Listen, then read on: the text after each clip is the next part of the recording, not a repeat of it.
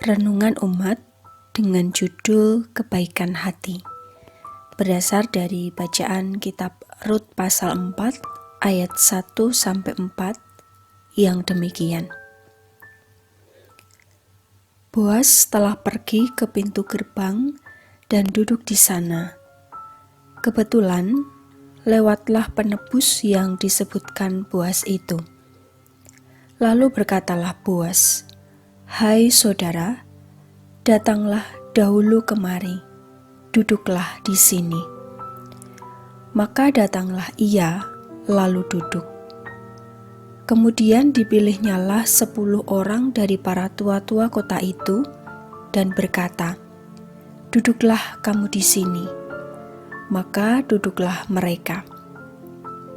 Lalu berkatalah ia kepada penebus itu, "Tanah milik kepunyaan saudara kita Elimelek hendak dijual oleh Naomi yang telah pulang dari daerah Moab. Jadi pikirku, baik juga hal itu kusampaikan kepadamu sebagai berikut. Belilah tanah itu di depan orang-orang yang duduk di sini dan di depan para tua-tua bangsa kita. Jika engkau mau menebusnya, tebuslah. Tetapi jika engkau tidak mau menebusnya, beritahukanlah kepadaku, supaya aku tahu, sebab tidak ada orang yang dapat menebusnya kecuali engkau, dan sesudah engkau, aku." Lalu berkatalah ia, "Aku akan menebusnya." Demikianlah firman Tuhan. Yang berbahagia ialah setiap orang yang mendengarkan firman Tuhan dan yang memeliharanya. Haleluya. Bapak, Ibu, dan Saudara yang dikasihi Tuhan, siapa yang tidak terkesima dengan seseorang yang memiliki karakter yang baik? Pribadi Boas barangkali menjadi sosok ideal menurut pandangan manusia. Selain kaya, karakternya juga baik. Boas adalah seorang yang peka kepada orang-orang yang membutuhkan. Terbukti dari betapa sangat pedulinya ia kepada para pekerjanya.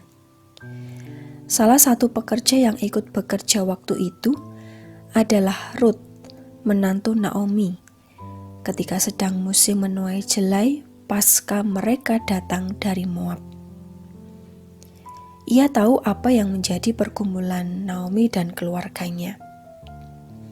Tak tanggung-tanggung, ia berniat memberikan pertolongan. Boas adalah sosok yang tak hanya kuat secara materi, tetapi ia juga memiliki kebaikan hati. Tindakannya bijak, sebab ia paham pada tatanan hukum.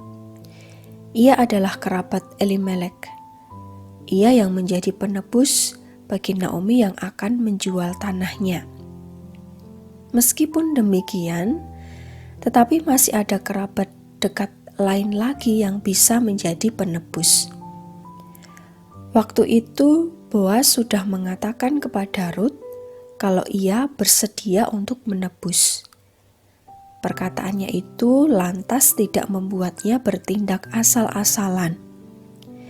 Karena ia tahu bahwa kerabatnya yang lebih dekat dengan Elimelek yang seharusnya menebus berdasarkan haknya secara hukum Taurat. Boas berusaha untuk mengingatkan dan memberi penjelasan kepada kerabat Elimelek yang lain itu. Jika dilihat secara kondisi ekonomi, Boas adalah orang kaya dan ia bisa saja dengan mudah menebus tanah itu. Tetapi Boas mencoba untuk menawarkannya kepada para penebus yang lain di hadapan para tua-tua pada saat itu. Ia berkata kepada penebus itu, "Tanah milik kepunyaan saudara kita Elimelek hendak dijual oleh Naomi yang telah pulang dari daerah Moab. Jadi pikirku, baik juga hal itu kusampaikan kepadamu sebagai berikut. Belilah tanah itu di depan orang-orang yang duduk di sini dan di depan para tua-tua bangsa kita.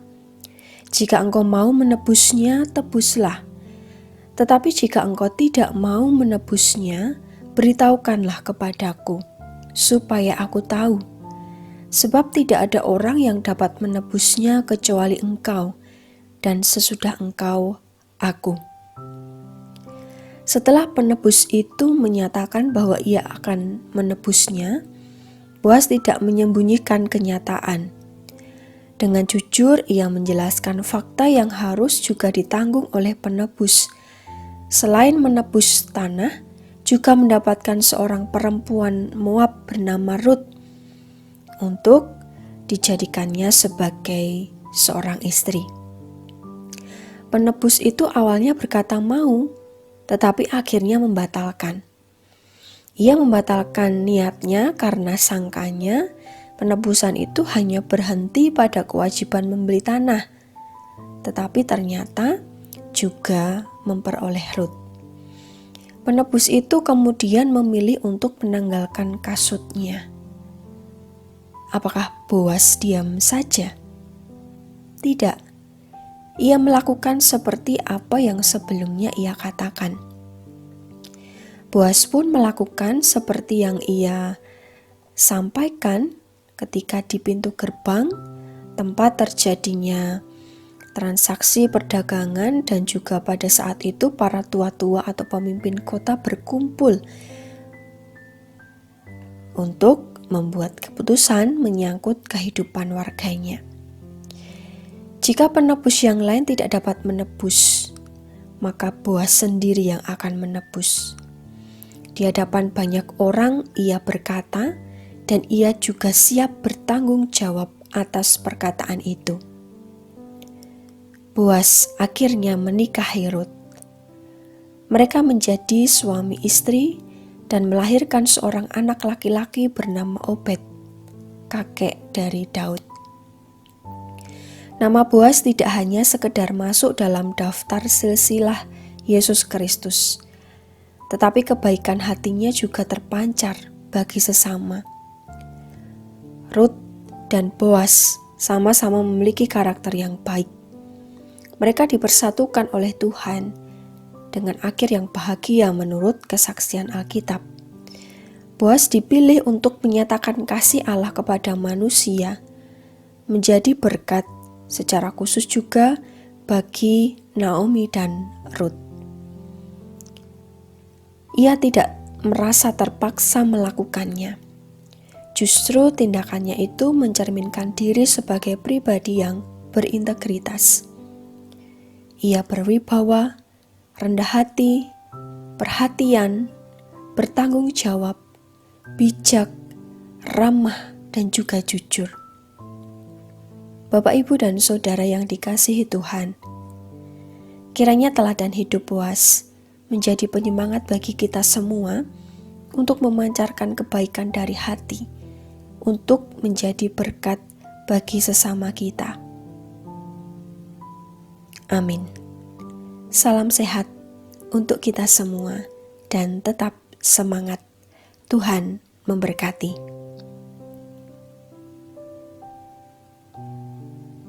Mari kita berdoa.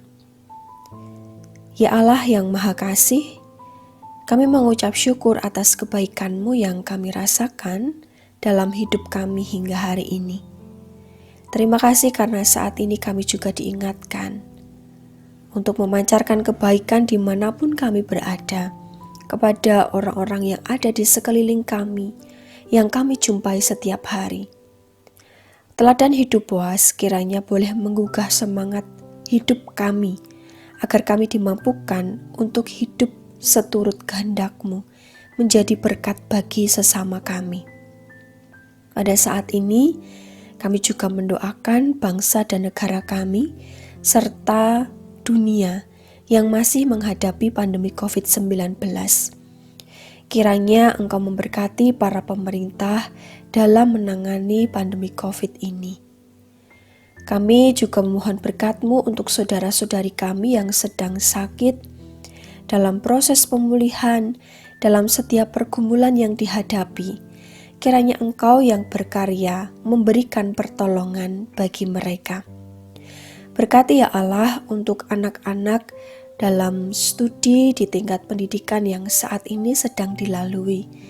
Mampukan mereka untuk terus bersemangat dalam menggapai cita-citanya.